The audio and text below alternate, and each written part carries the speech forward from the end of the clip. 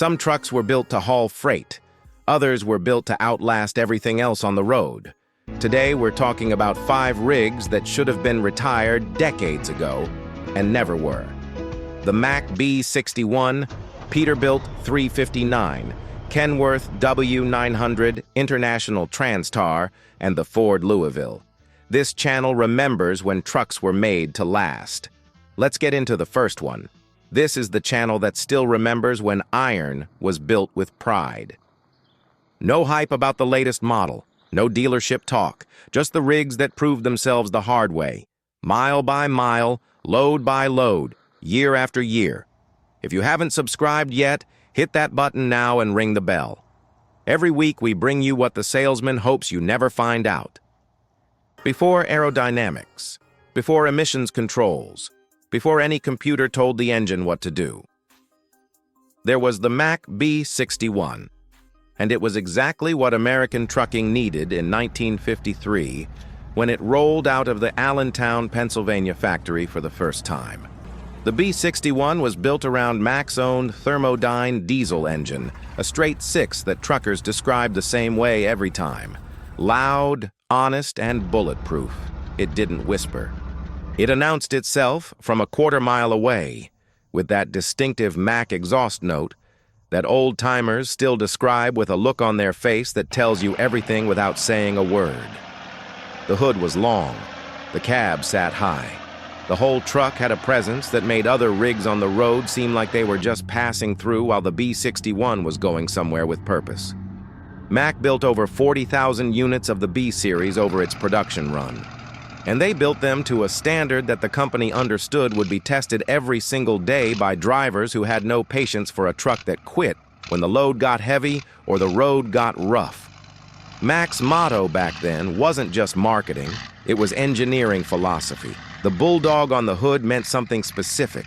This truck pulls, this truck endures. This truck doesn't ask for sympathy when conditions get tough. You go to a truck show on any summer weekend in America today, and you will find a B61 sitting there in high gloss, chrome gleaming, bulldog proud on the hood, drawing a crowd of men who know exactly what they're looking at. Not because it's old, because it's earned it. Some owners keep their B61s running by any means necessary. Others restore them to factory spec with a combination of aftermarket and original Mack parts. Either way, nobody sells. Because when you've got a Mack that still runs, you don't let go of that without a very good reason. And so far, nobody's found one. Hold on, because the next one is considered by many the greatest long-nose rig ever built on American soil. In trucking circles, certain numbers carry weight that goes beyond their digits. 359 is one of those numbers. Say it to any driver who ran the roads in the 70s or 80s and watch what happens. The conversation changes. The pace slows down. Whatever was being talked about before doesn't matter anymore. Peterbilt introduced the 359 in 1966 and built it for over 20 years. That alone says something. In an industry where models get updated, redesigned, and replaced on a cycle that never stops, Peterbilt kept building the 359 because the market kept buying it. Not out of loyalty, out of rational preference. The truck delivered what it promised and kept delivering for years after the odometer should have convinced the owner to trade it in. The long hood was the first thing you noticed. That distinctive fiberglass nose stretching out ahead of the cab, giving the 359 a profile that nobody who ever saw it coming down the highway forgot. Chrome stacks catching the light. The engine breathing through those stacks with a sound that was part mechanical, part American mythology. Powered by anything from a Cummins to a Detroit diesel to a Caterpillar, depending on what the owner preferred, the 359 was a platform that accepted the best power plants of its era and rewarded the driver with a combination of performance and durability that competitors spent years trying to match without quite getting there. Drivers who ran the 359 talk about the cab with a specificity that tells you it wasn't just a place to sit. It was a workspace they knew like their own living room, where every switch was, how the shifter felt in a particular gear, The way the air ride responded on a loaded interstate run through the mountain grades of Colorado or the flat stretches of the Texas Panhandle. One veteran driver described the Peterbilt 359 as one of the best rigs ever to hit the road, while acknowledging that he eventually moved on to the 379. The key word there is eventually. Nobody left the 359 in a hurry. They left when they had a reason, and the truck itself never gave them one. Seu carro usado, get ready, because the next one never went out of production and probably never will. There are trucks and there are institutions. The Kenworth W900 is an institution. It has been in continuous production since 1961, making it one of the longest-running commercial truck models in American history. Not the longest-running version of a nameplate. The same fundamental truck, updated, improved, refined, but recognizably, unmistakably, the W900. The long hood is the signature.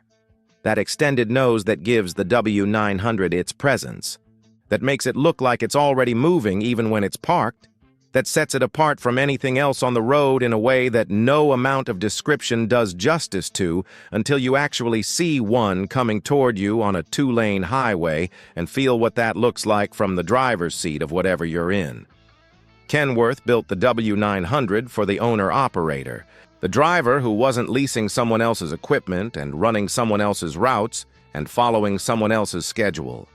The driver who owned the rig knew every bolt in it, maintained it personally, and planned to keep running it long after any accountant would have told them to sell and replace. Those drivers chose the W900 because it rewarded that level of commitment with a longevity that made the investment make sense over a time horizon that shorter-term thinking couldn't capture. The truck shows make this point better than statistics can. Walk through any major American truck show and count the W900s. Count the condition they're in.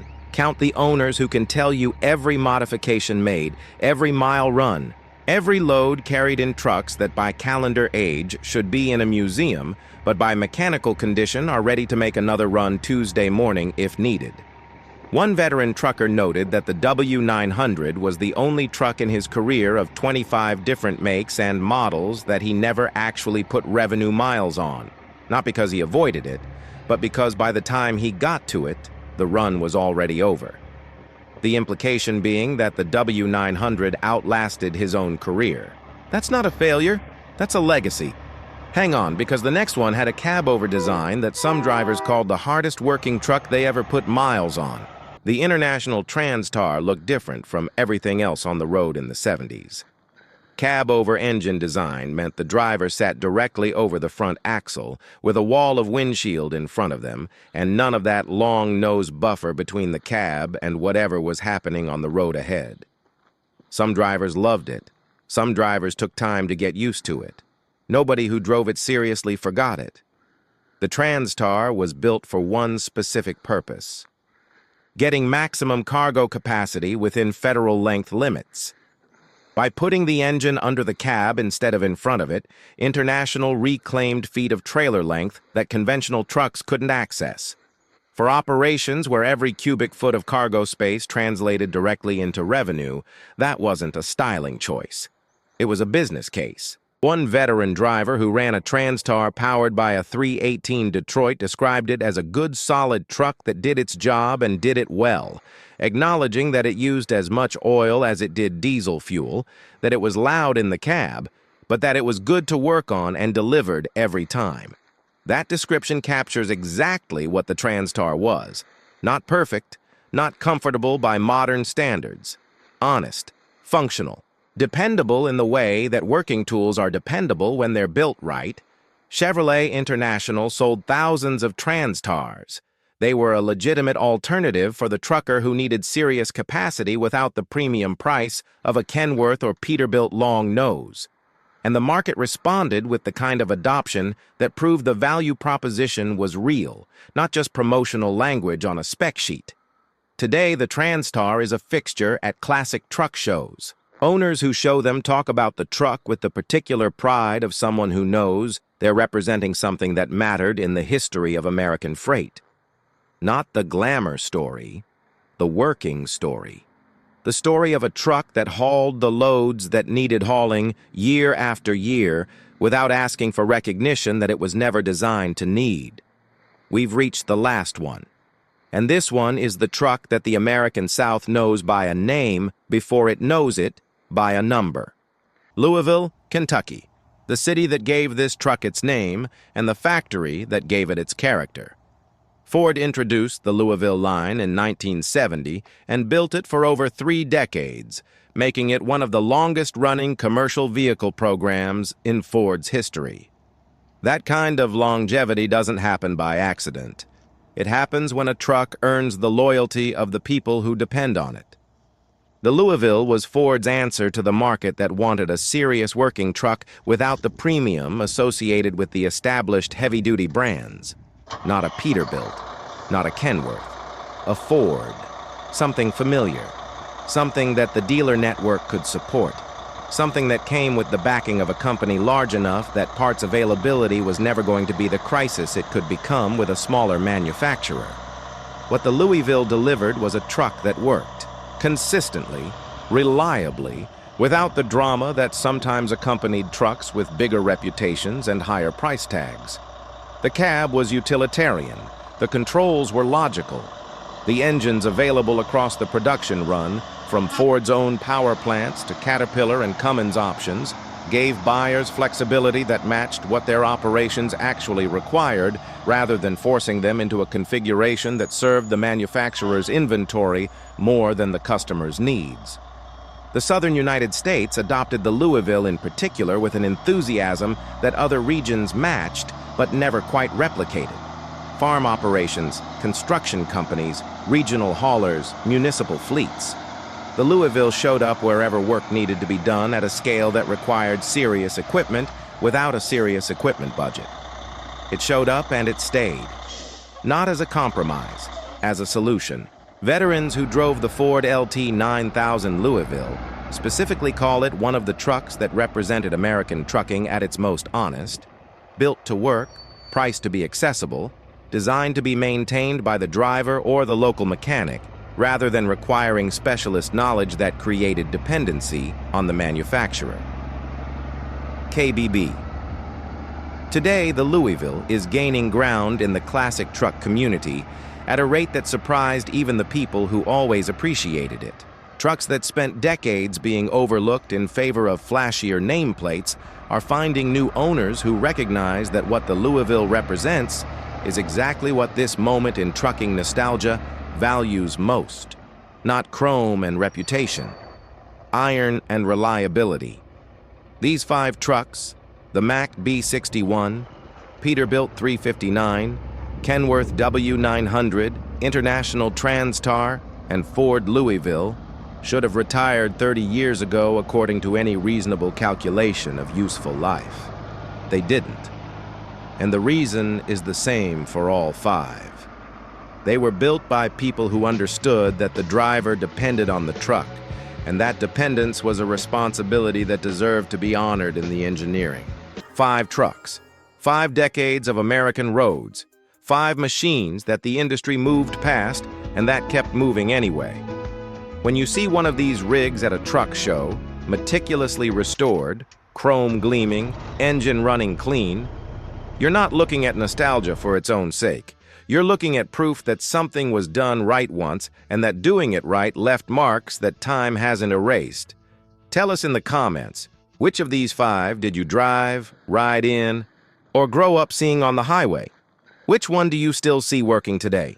Drop it below because we want to hear that story. Like the video, subscribe, and hit the bell. Next week we've got more content that the dealership hopes you never watch. See you then.